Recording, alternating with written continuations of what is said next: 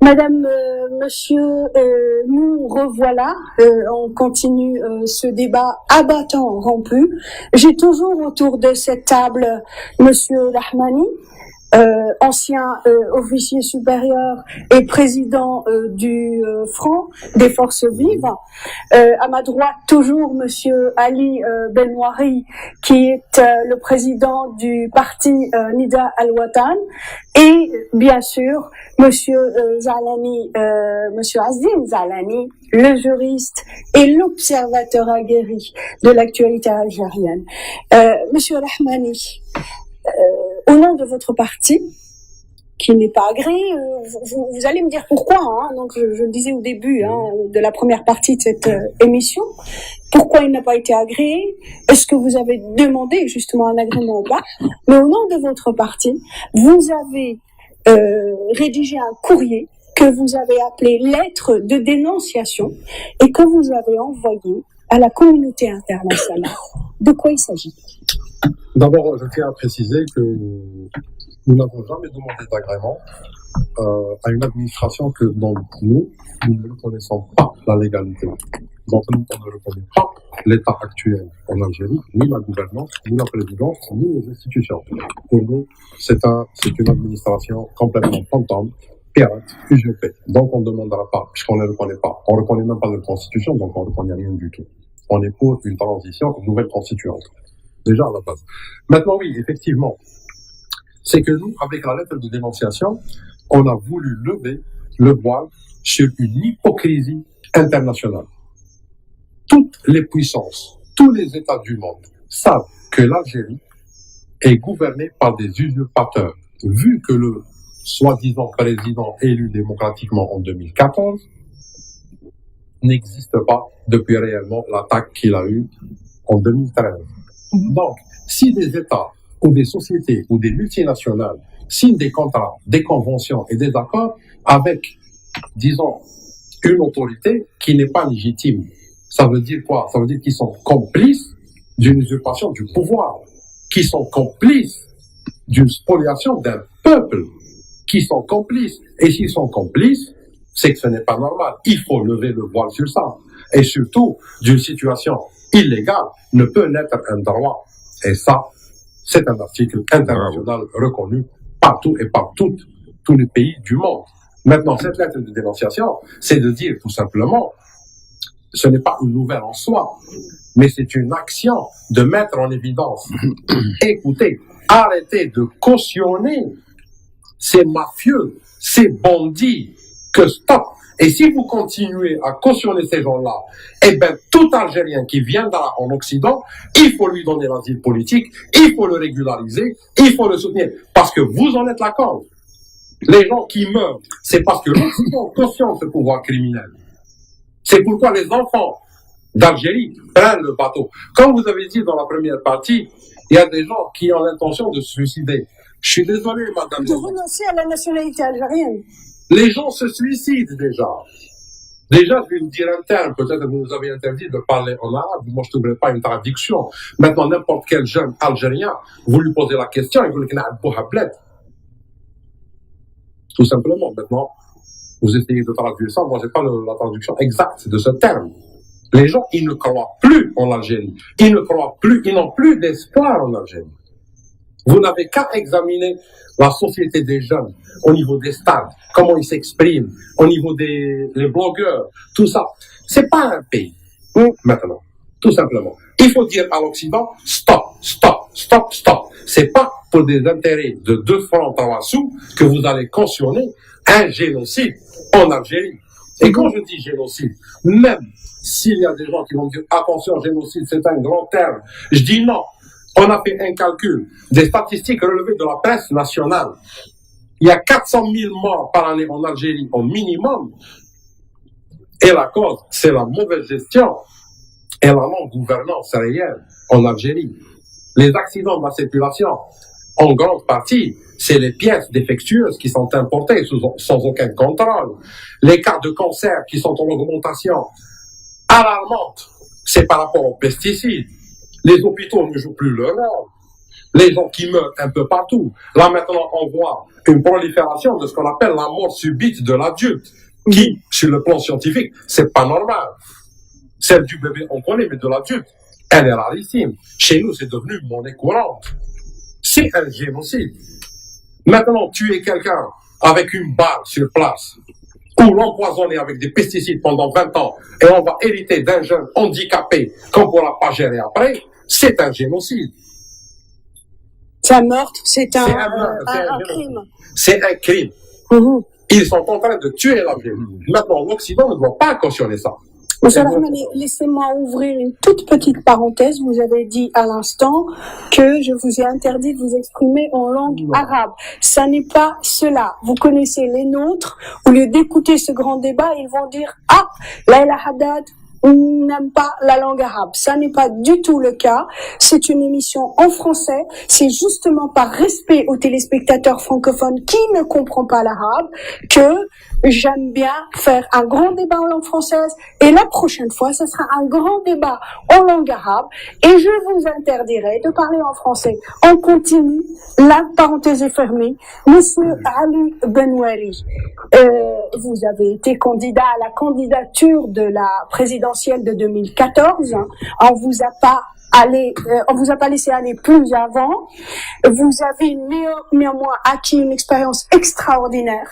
Si vous devez envoyer un message à Monsieur Guédéry, qui est comme ils disent, un novice en politique, mais peut-être que c'était un politicien ou un homme politique dans l'ombre ou je ne sais sous quelle formule, que diriez-vous à Monsieur Ali Guédéry? Je le plaindrai d'abord parce que pour les difficultés qu'il doit vivre en ce moment même, pour avoir les signatures, les parrainages, sachant que l'administration, souvent instruite par le pouvoir, refuse de légaliser les signatures. Je l'ai vécu. Mais ça, on n'y peut rien. C'est une contrainte qu'il va devoir faire avec. Mais en même temps, s'il veut se faciliter les choses, il faut qu'il discute avec un maximum de courants politiques, comme je le disais tout à l'heure, qui peuvent lui apporter leur soutien dans la collecte des signatures. Et pour négocier avec les forces politiques, il faut avoir un programme cohérent, complet. J'ai la chance, en m'étant porté candidat en 2014, j'ai la chance d'avoir rédigé un programme. Je crois que c'était le premier cas du genre, un programme cohérent, complet, qui abordait à la fois les chapitres, les volets institutionnels et politiques, dont je disais qu'ils étaient les sous-bassements, n'est-ce pas, les fondations d'une nouvelle maison à construire.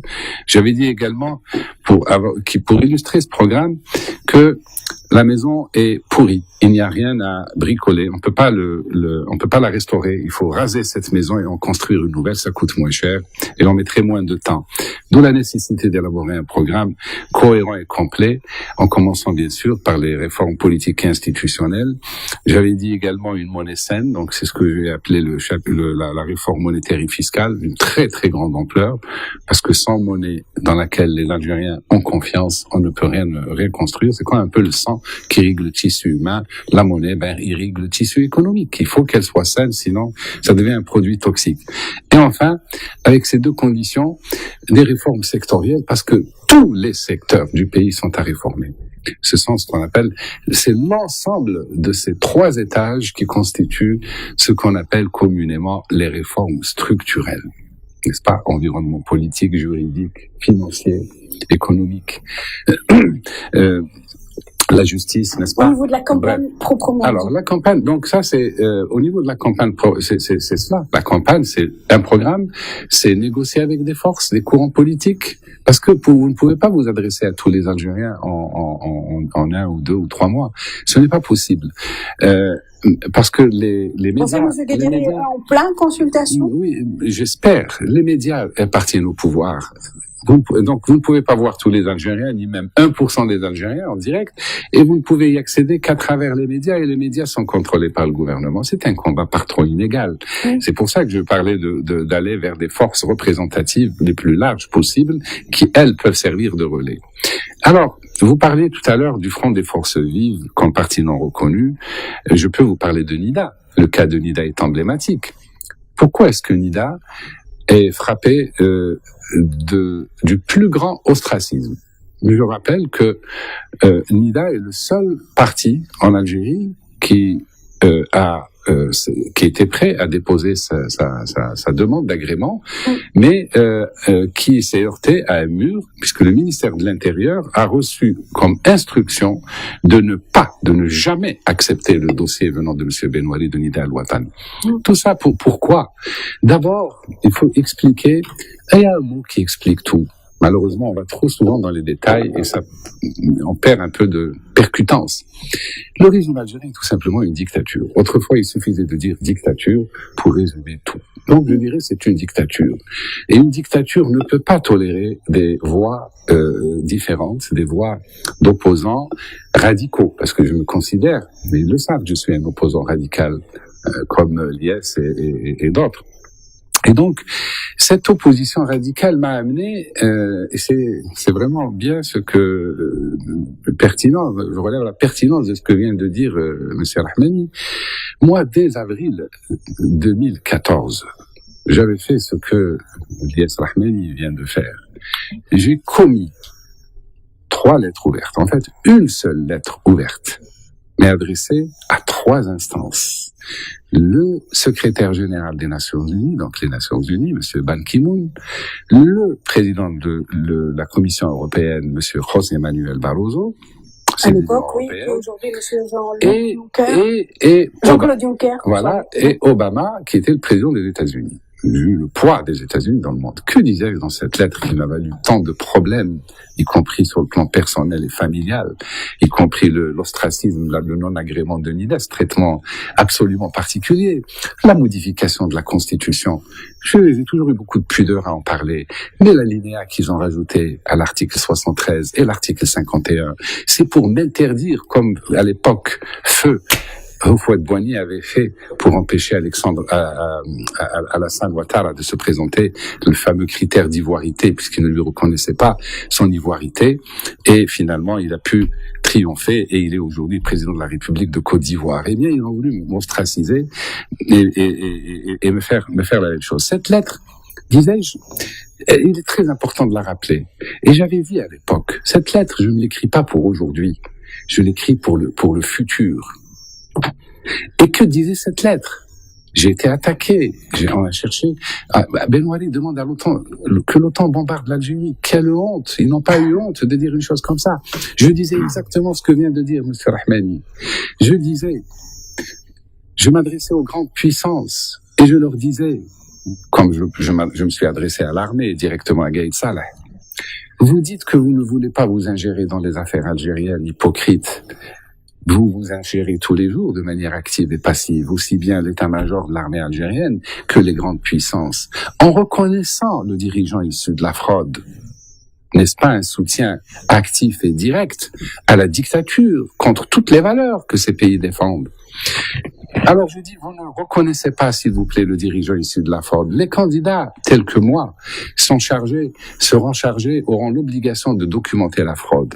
Et si nous amenons la preuve qu'il y a eu fraude, alors vous devriez en tenir compte, rengainer les lettres de félicitations que vous avez déjà préparées probablement, puisque quelques minutes après l'élection, on s'empresse de reconnaître le dirigeant issu de la fraude. Je disais, voyez-vous, si vous avez peur que les intégristes prennent le pouvoir, parce que le pouvoir leur dit c'est nous, ou les islamistes, je vous le dis, depuis janvier 1992, les Algériens sont devenus plus sages. Ils ont appris de leurs problèmes. Faites-nous confiance. Nous ne rééditerons pas les mêmes erreurs que nous avions faites à l'époque. Chacun a fait un pas vers l'autre et demain sera différent d'hier. Nous avons confiance en nous-mêmes. Donc, ceci pour les rassurer, je l'avais dit. Et j'avais dit donc, au contraire, en soutenant les dirigeants issus de la fraude, vous poussez nos peuples au désespoir et à la guerre civile, et à partir de là, une fois qu'ils sont poussés au désespoir par votre faute, et qu'il s'engage dans une guerre civile, alors vous en profitez pour intervenir, soi-disant pour protéger vos minorités, vos ressortissants ou les minorités en danger. Et cette lettre est toujours d'actualité. Donc j'adresse un message à toutes les grandes puissances, pas seulement occidentales. N'oubliez pas que la Russie aussi, la Chine soutiennent cet État, cette dictature. Arrêtez, s'il vous plaît, parce que votre intérêt à long terme n'est pas de provoquer l'effondrement de l'Algérie, parce que par votre comportement, l'Algérie est en train de s'effondrer, et quand elle se sera effondrée, sans espoir de redressement, alors vous allez le payer d'une manière ou d'une autre. Voilà en gros ce que je disais. Voilà ce que je dis toujours. Et à l'armée et à la défense, et pardonne-moi Lila de prendre encore juste quelques secondes, à l'armée aussi, Gaïd Salah qui dit l'armée ne fait pas de politique et nous interdisons aux retraités de l'armée de faire de la politique.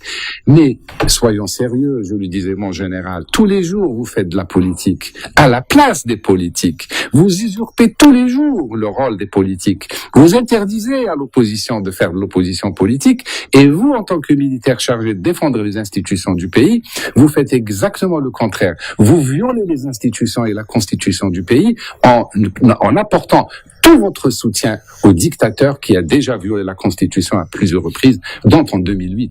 S'il a un brin d'honneur, il devrait écouter les politiques et réellement être neutre et je dirais, comme pour les grandes puissances, retirer l'appui, que si l'armée retire son appui au dictateur, c'est exactement comme si les grandes puissances retirent leur appui au dictateur. Je reviendrai vers vous, ne vous inquiétez pas. Tout au long de votre intervention, vous regardiez Monsieur Rahmani, il va certainement vouloir réagir. Je vais vous donner la parole dans un instant, mais j'aimerais bien faire réagir Monsieur Azim Zalani par rapport à la famille Bouteflika. C'est une famille en fait qui fait la pluie et le beau temps, mais au nom de quoi? Moi, je suis persuadé, pas simplement par des convictions ou par des analyses, mais aussi par des faits concrets. Peut-être je n'ai pas cité le nom, mais enfin, il y a quelque chose d'évident qui s'est produit déjà en 2000-2001 avec les chefs de gouvernement, où Saïd Bouteflika partait dans le bureau des chefs de gouvernement de l'époque, prenait la ligne de souveraineté pour interpeller. Et ça, c'est un témoignage que j'apporte, et c'est un témoignage véridique. Parce qu'un chef de gouvernement s'est plaint à moi-même en me disant, regarde, qu'est-ce qu'il fait? Il rentre dans mon bureau, Saïd Bouteflika, il prend la ligne de souveraineté. Donc, je vous reprends. Saïd Bouteflika, il rentre dans le bureau du chef de gouvernement. Il usurpe, n'est-ce pas, cette fonction, parce qu'il prend le téléphone de souveraineté, c'est un téléphone spécial, ou, comme M. Benoît le connaît très bien, donc pour interpeller, appeler les différents ministres et leur donner des ordres. Ça, c'était déjà lors de la première, du premier mandat de Bouteflika. On va dire des noms, hein, là. Oui. À ce moment-là, Ben Bitour et Sou Ali Ben Flis. Très bien. Voilà, si vous voulez que je dise des noms, je peux citer. Oui. Monsieur Ali Ben Flis, ils sont tous les deux vivants. Moi-même, à cette période-là, en me disant, je suis horrifié. Il vient dans mon bureau, Saïd Bouteflika, il prend la ligne de souveraineté et il se permet d'appeler les différents ministres pour leur donner des ordres en utilisant la ligne directe, cette ligne particulière. Déjà en 2001, il était préparé, Saïd Bouteflika, et l'autre frère qui reste caché au niveau de la formation professionnelle. Donc c'est un clan familial. Et je considère, moi, que Bouteflika, dès le départ, avait l'intention, c'est mon avis, d'instaurer un genre de pouvoir quasi monarchique, et donc de positionner Saïd et l'autre frère, rappelez-moi son nom, et le clan familial. Donc c'est un clan familial qui gouverne l'Algérie, avec la complicité, bien entendu, de certains officiers supérieurs de l'armée algérienne. Il faut bien le rapporter, qui n'est pas très clair. Gaïd Salah devait être viré. Après, il a été récupéré, et c'est pour ça qu'on voit maintenant son sorte d'allégeance béate vis-à-vis de Bouteflika parce qu'il l'a sauvé du clan Ammari et compagnie qui devait le faire partir à la retraite. Et il devient quelque part hyper reconnaissant. Mais il faut être reconnaissant à la patrie avant d'être reconnaissant à Bouteflika. S'il a un jour ou l'autre, il a été indulgent avec lui et qu'il l'a pas mis à la retraite. Il faudrait que son sens patriotique, que lui qui est un patriote, lui qui est un moudjahid, contrairement à ce qu'on annonce. Mais ce moudjahid-là, s'il a une fibre patriotique, et je suis certain qu'il doit l'avoir, nous l'interpellons en tant qu'ancien soldat, ancien combattant, ancien moudjahid, d'arrêter la saignée de l'Algérie faite par le clan Bouteflika. Voilà ce que je voulais dire, et j'ai peut-être dit un peu trop. Quant à en deux mots sur l'Europe, oui, il faut interpeller l'Europe, il faut interpeller la France, le plus rapidement possible pour leur dire, vous risquez plus tard la population, n'est-ce pas, l'opinion publique, les partis, particulièrement français, parce que les Américains sont très loin, mais la vague migratoire, pas seulement migratoire, parce que sachez que il y a plus d'1,5 million d'Algériens qui portent la nationalité française en Algérie et qui risquent du jour au lendemain de venir avec leurs valises et ils n'ont pas besoin de visa. Et leur famille. Et donc, il pourrait y avoir entre 1 et 2 millions d'Algériens qui viendront s'installer légalement en France, sans parler de la masse des réfugiés qui risquent de submerger. Et ça, là aussi, c'est un concept de sécurité qui peut, compte tenu de la situation en Europe. Donc, je m'adresse à l'opinion publique, pas aux politiques, parce qu'ils le savent, et ils jouent avec le feu, et ils aident leurs financiers.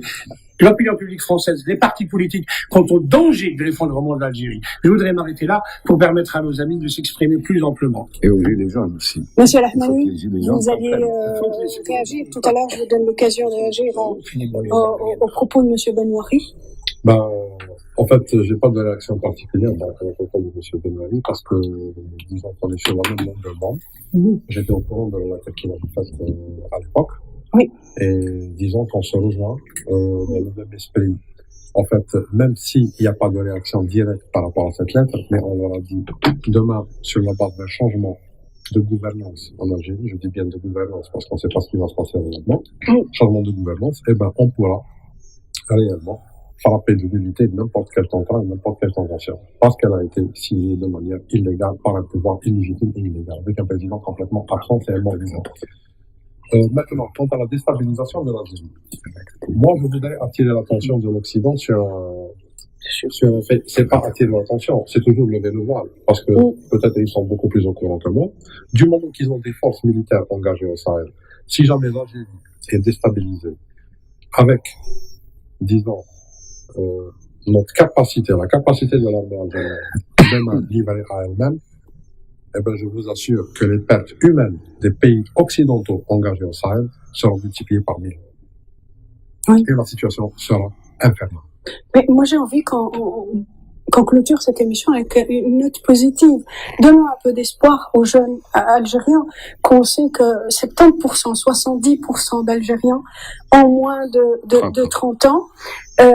J'ai envie que vous leur donnez un peu de rêve, un peu d'espoir. Je vais vous laisser dire un mot.